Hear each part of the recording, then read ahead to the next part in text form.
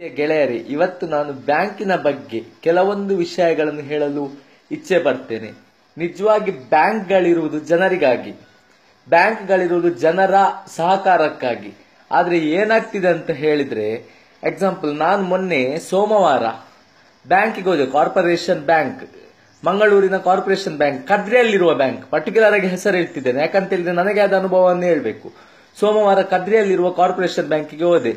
Actually ನನ್ನದು bank ಅಕೌಂಟಿಗೆ LICಯ account ಅನ್ನು, LIC ಇನ್ಸೂರೆನ್ಸ್ ಕಂಪನಿ ಅಕೌಂಟ್ ಅನ್ನು ಅಟ್ಯಾಚ್ ಮಾಡ್ಲಿಕ್ಕಿತ್ತು. ಅದಕ್ಕೆ ಯಾಕಂತ ಹೇಳಿದ್ರೆ ಡೈರೆಕ್ಟ್ ಆಗಿ ATM ಮೂಲಕ LIC ಪಾಲಿಸಿ ಹಣವನ್ನು ಟ್ರಾನ್ಸ್ಫರ್ ಮಾಡ್ಲಿಕ್ಕಿತ್ತು.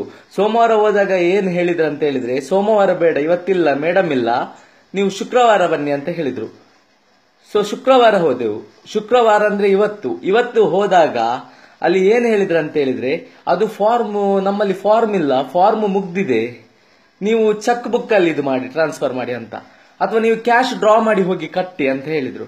ಇವರಲ್ಲಿ ನಾವು ಕೇಳ್ತಿರುವುದು, ಸೆಂಟ್ರಲ್ ಅಲ್ಲಿ ಎಲ್ಲ ಕ್ಯಾಶ್ಲೆಸ್ ಇದು ಮಾಡ್ಬೇಕಂತ ಹೇಳ್ತಿದ್ದಾರೆ. ಇವರು ಬ್ಯಾಂಕ್ನವ್ರು ಎಂತ ಮಾಡ್ತಿದ್ದಾರೆ? ಇವರಿಗೆ ಖಾಲಿ ಅಟ್ಯಾಚ್ ಮಾಡ್ಲಿಕ್ಕೆ ಫಾರ್ಮ್ ಇಲ್ಲ ಅಂತ ಹೇಳ್ತಿದ್ದಾರಲ್ಲ, ಇವರೆಂತ ಕೆಲಸ ಎಂತ ಮಾಡುದು ಇವರು? ಇವರಿಗೊಂದು ಫಾರ್ಮ್ ತಂದಿಡುವಂತ ಯೋಗ್ಯತೆ ಇಲ್ವಾ ಬ್ಯಾಂಕ್ ಅಲ್ಲಿ? ನಾವೇನು ಇವರ ಇದಕ್ಕೋಸ್ಕರ ನಾವು ಕೆಲಸ ಬಿಟ್ಟು ಸೋಮವಾರ ಬನ್ನಿ, ಶುಕ್ರವಾರ ಬನ್ನಿ ಅಂತೇಳಿ ನಾವು ಅಲೆದಾಡ್ಬೇಕಾ? ಕೇವಲ ಒಂದು LIC ನಂಬರ್ ಅನ್ನು ಅದಕ್ಕೆ ಅಕೌಂಟ್ಗೆ ಅಟ್ಯಾಚ್ ಮಾಡ್ಲಿಕ್ಕೆ ಆಗದಿದ್ರೆ ಇವರಿಗೆ ಇವ್ರು ಎಂತ ಕೆಲಸ ಮಾಡುವುದು? ಅಲ್ಲ, ಆ ಬ್ಯಾಂಕ್ ಅಲ್ಲಂತಲ್ಲ, ನಾನು ಕೆಲವು ಬ್ಯಾಂಕ್ ಅಲ್ಲಿ ನೋಡ್ತಿದ್ದೇನೆ, ಬೇರೆ ಬೇರೆ ಬ್ಯಾಂಕ್ಗಳಲ್ಲಿ ಸಹ ನೋಡ್ತಾ ಇದ್ದೇನೆ. ಒಂದು ಬಡವರು ಸ್ಲಿಪ್ ಇಟ್ಕೊಂಡು ಬಂದ್ರೆ ಇವರಿಗೆ ಫಿಲ್ ಮಾಡ್ಲಿಕ್ಕೆ ಆಗಲ್ಲ. ಬಡವರು ಒಂದು ಸ್ಲಿಪ್ ಅನ್ನು ಫಿಲ್ ಮಾಡ್ಲಿಕ್ಕೆ ಆಗಲ್ಲ ಇವರಿಗೆ, ಅಥವಾ ದುಡ್ಡು ಡ್ರಾ ಮಾಡ್ಲಿಕ್ಕೆ ಪಾಪ ಬರೀಲಿಕ್ಕೆ ಗೊತ್ತಿಲ್ಲದವರು ಬರ್ತಾರೆ, ಅವ್ರಿಗೊಂದು ಬರೆದು ಕೊಡ್ಬೇಕಂತ ಹೇಳುವ ಪ್ರಜ್ಞೆ ಇಲ್ಲ ಕೆಲವು ಬ್ಯಾಂಕ್ ನಲ್ಲಿ ಕೆಲಸ ಮಾಡುವವರಿಗೆ. ಯಾಕೆ ಈ ಮಾತನ್ನು ಹೇಳ್ತಿದ್ದೇನೆ ಅಂತ ಹೇಳಿದ್ರೆ, ಬಡವರು ಆಗ್ಲಿ ಶ್ರೀಮಂತರಾಗ್ಲಿ ಎಲ್ಲರೂ ಅಕೌಂಟ್ ಅಲ್ಲಿ ಹಣ ಇಟ್ಟ ಕಾರಣ ತಾನೇ ನಿಮ್ಗೆ ಸಂಬಳ ಆಗುವುದು. ಬ್ಯಾಂಕ್ನವರಿಗೆ ಸಂಬಳ ಆಗುವುದು ಯಾವುದರಿಂದ? ನಾವಿಟ್ಟ ಹಣದಿಂದ ನಿಮಗೆ ಸಂಬಳ, ಹೊರತು ನಾವೇನಲ್ಲಿ ನಿಮ್ಮ ಹತ್ರ ಇದು ಭಿಕ್ಷೆ ಬೇಡ್ಲಿಕ್ಕೆ ಬರುವುದಲ್ಲ.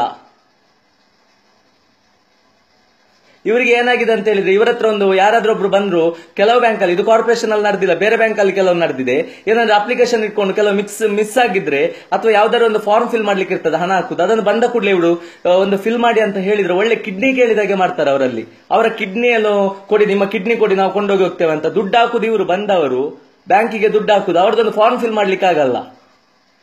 ಯಾರಿಗೋಸ್ಕರ ಕೆಲಸ ಮಾಡ್ತಿದ್ದೀರಿ ನೀವು?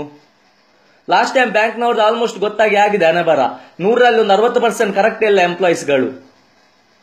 ಯಾಕೆ ಹೇಳ್ತಿದ್ದೇನೆ, ಲಾಸ್ಟ್ ಟೈಮ್ ಇದು ಸಹ ಬಂತು, ನಮ್ದು ಯಾವುದು ನೋಟ್ ಚೇಂಜ್ ಬಂತು. ನೋಟ್ ಚೇಂಜ್ ಮಾಡಿದಾಗ ಬ್ಯಾಂಕ್ನವರ ಕೈವಾಡದಿಂದ ಆ ಪ್ಲಾನ್ ಅರ್ಧಕ್ಕರ್ಧ ಹಾಳಾಗೋಯ್ತು. ಎಷ್ಟು ಕ್ರಮದಲ್ಲಿ ಮಾಡಬಹುದಿತ್ತು?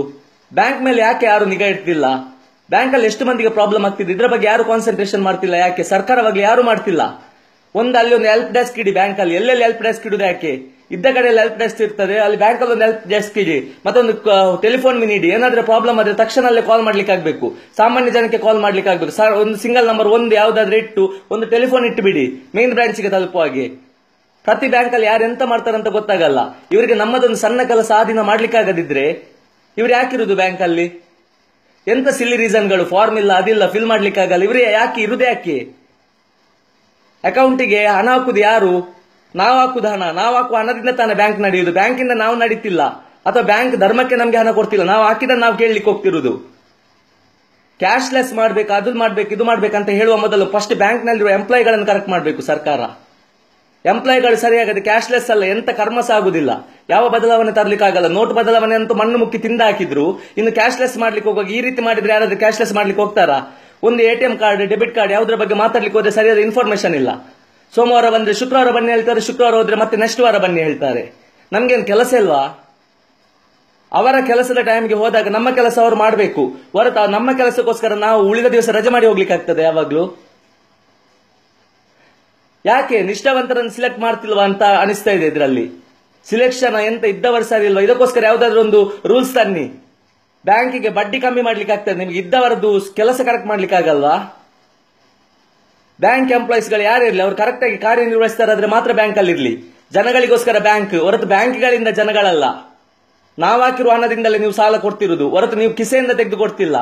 ಅಥವಾ ಇಲ್ಲಿ ಬ್ಯಾಂಕ್ ಅಲ್ಲಿ ಕೆಲಸ ಮಾಡುವ ಪ್ರತಿಯೊಬ್ಬರಿಗೆ ಸಂಬಳ ಆಗುವುದು ನಾವಿಟ್ಟಿರುವ ಹಣದಿಂದಲೇ.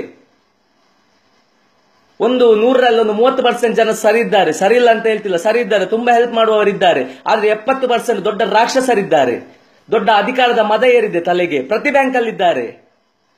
ಇದಕ್ಕೋಸ್ಕರ ಎನ್ಕ್ವೈರಿ ನಡೆಸಲಿ. ಟಿವಿ ಚಾನೆಲ್ಗಳು ಕೂಡ ಇದೆ ಅಲ್ಲ, ಯಾವ್ಯಾವ ಬ್ಯಾಂಕ್ಗಳಲ್ಲಿ ಜನಗಳಿಗೆ ಎಷ್ಟೆಷ್ಟು ನೋವಾಗ್ತಿದೆ ಅಂತ ಹೇಳಿ ತೋರಿಸ್ಲಿ. ಕಲಿತವರಿಗೆ ಈ ರೀತಿ ಮಾಡ್ತಾರೆ, ಕಲಿಯದಿದ್ದವರಿಗೆ ಯಾವ ರೀತಿ ನೋವು ಕೊಡ್ತಾರೆ. ಬ್ಯಾಂಕ್ ಮೇಲೆ ಆದಷ್ಟು ಬೇಗ ಸರ್ಕಾರ ನಿಗಾ ಇಟ್ಟು ಇಂತಹ ಕೆಟ್ಟತನ ಇದೆಲ್ಲ ಅವ್ರದ್ದೆಲ್ಲ ನಿಲ್ಲಿಸ್ಲಿ. ಅಹಂಕಾರ, ಮದ ಬಂದಿದೆ ಅವರಿಗೆ ತಲೆಗೆ. ಆ ಮದದಲ್ಲಿ ಹಾರಾಡ್ತಿದ್ದಾರೆ ಹೆಚ್ಚಿನ ಬ್ಯಾಂಕ್ನವರು. ಇವತ್ತು ಬನ್ನಿ, ನಾಳೆ ಬನ್ನಿ ಹೇಳ್ತಿದ್ದೇನೆ. ಇದೇ ರೀತಿ ಮುಂದುವರೆದ್ರೆ ಮುಂದೆ ಒಂದು ದಿನ ಬ್ಯಾಂಕ್ ಕೂಡ ಮುಚ್ಚಿ ಹೋಗ್ತದೆ. ಬ್ಯಾಂಕಿಗೆ ತಿಳಿಯದಿದ್ದವರಿಗೆ ಸ್ವಲ್ಪ ತಿಳಿಸಬೇಕು, ತಿಳಿದ್ರೆ ತಾನು ಮುಂದೆ ಹೋಗ್ಲಿಕ್ಕೆ ಆಗುದು. ನೀವು ಗದರಿದ್ರೆ ನೀವೇ ಮಾಡಿ, ಹಾಗೆ ಮಾಡಿ ಅಂತ ನಾಳೆ ಬ್ಯಾಂಕಿಗೆ ಬರೋದೇ ಬಿಟ್ಬಿಡ್ತಾನೆ. ಮತ್ತೆ ಒಂದು ದುಡ್ಡಿದ್ದವರು 10 ಲಕ್ಷ, ದೊಡ್ಡ ದೊಡ್ಡ ಕಂಪನಿ ಓನರ್ಗಳು ಒಂದು 10 ಲಕ್ಷ 20 ಲಕ್ಷ ಪೇಮೆಂಟ್ ಬಂದಾಗ ಅವರು ಡೈರೆಕ್ಟ್ ಮ್ಯಾನೇಜರ್ ಅಲ್ಲಿ ಎಂಟ್ರಿ ಆಗಿ ಕಟ್ಟಲಿಕ್ಕೆ ಅದು ಫೆಸಿಲಿಟಿ ಬೇರೆ ಇದೆ. ಅಂದ್ರೆ ನೀವು ದುಡ್ಡು ಮುಖ ನೋಡಿ ನೀವು ಅಕೌಂಟ್ ತೆರೀಲಿಕ್ಕೆ ಹೇಳುದಾ? ಹಾಗಾದ್ರೆ ಪಾಪದವರಿಗೆ ಬೇರೆ ಬ್ಯಾಂಕ್ ಮಾಡಿ, ದುಡ್ಡಿದ್ದವ್ರಿಗೆ ಒಂದು ಅಕೌಂಟ್ ಮಾಡಿ, ಸಪರೇಟ್ ಮ್ಯಾನೇಜರ್ ತಗೊಳ್ಳಿ ಹಣವನ್ನು, ಅವರದ್ದು 10 ಲಕ್ಷ 20 ಲಕ್ಷವನ್ನು. ನಾವು ಲೈನ್ ನಿಂತಿರ್ತೇವೆ, ಅವರಿಗೆ ಡೈರೆಕ್ಟ್ ಫೆಸಿಲಿಟಿ. ಇಂಥ ಭೇದ ಭಾವ ಮಾಡ್ತೀರಿ, ಭೇದ ಭಾವ ಮಾಡಿ ಬೇಜಾರಿಲ್ಲ. ನಿಮ್ಗೆ ಬ್ಯಾಂಕಿಗೆ ಹಣ ಬೇಕು ಮಾಡಿ, ಓಕೆ. ಆದ್ರೆ ಬಂದವರಿಗೆ ಸ್ವಲ್ಪ ಇದು ಮಾಡಿ, ಬಡವರಿಗೆ ಫಿಲ್ ಮಾಡ್ಲಿಕ್ಕೆ ಗೊತ್ತಿಲ್ಲ ಅದನ್ನು ಫಿಲ್ ಮಾಡುವಂತ ಫೆಸಿಲಿಟಿ ಮಾಡಿ. ಸರ್ಕಾರ ದಯವಿಟ್ಟು ಇದರ ಬಗ್ಗೆ ಗಮನ ಹರಿಸಬೇಕು. ಸರ್ಕಾರ ಪ್ಲಸ್ ಇದಕ್ಕೆ ಸಂಬಂಧಪಟ್ಟವರು ಬ್ಯಾಂಕ್ನವರು ಅದಕ್ಕೋಸ್ಕರ ಅಲ್ಲಿ ಒಂದು ಹೆಲ್ಪ್ ಡೆಸ್ಕ್ ಲೈನ್ ಇಡಿ ಬ್ಯಾಂಕ್ ಅಲ್ಲಿ, ಪ್ರತಿ ಬ್ಯಾಂಕ್ ಅಲ್ಲಿ ಇಡಿ. ಒಬ್ರು ಅದಕ್ಕೋಸ್ಕರ ಇರ್ಲಿ, ಫಾರ್ಮ್ ಫಿಲ್ ಮಾಡ್ಲಿಕ್ಕೆ ಅಂತ.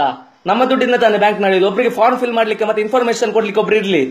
ಇಲ್ಲಿ ಯಾರಂತಿಲ್ಲ, ಅಪ್ಪ ಅಮ್ಮ ಇಲ್ಲ, ಇವರ ಹತ್ರ ಹೋಗಿ ಇವರು ಅವರ ಹತ್ರ ಹೋಗಿ ಅಂತ ಹೇಳಿ ಕಳಿಸುದಾಯ್ತು. ಒಳಗಿದ್ದವರು ಹೊರಗೆ ಅವರನ್ನು ಕಳಿಸ್ತಾರೆ, ಒಳಗಿದ್ರೆ ಮತ್ತೆ ಆಚೆ ಹೋಗಿ ಅಂತ ಕಳಿಸ್ತಾರೆ. ಮತ್ತೆ ಕೊನೆಗೆ ಫಾರ್ಮ್ ಇಲ್ಲ ಅಂತ ಮನೆಯಿಂದ ಹಿಂದೆ ಕಳಿಸ್ತಾರೆ.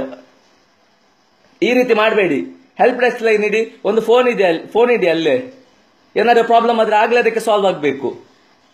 ಇಲ್ಲದಿದ್ರೆ ಬ್ಯಾಂಕ್ ಖಂಡಿತ ಒಂದಲ್ಲೊಂದು ದಿವಸ ಮುಚ್ಚಿ ಹೋಗ್ತದೆ.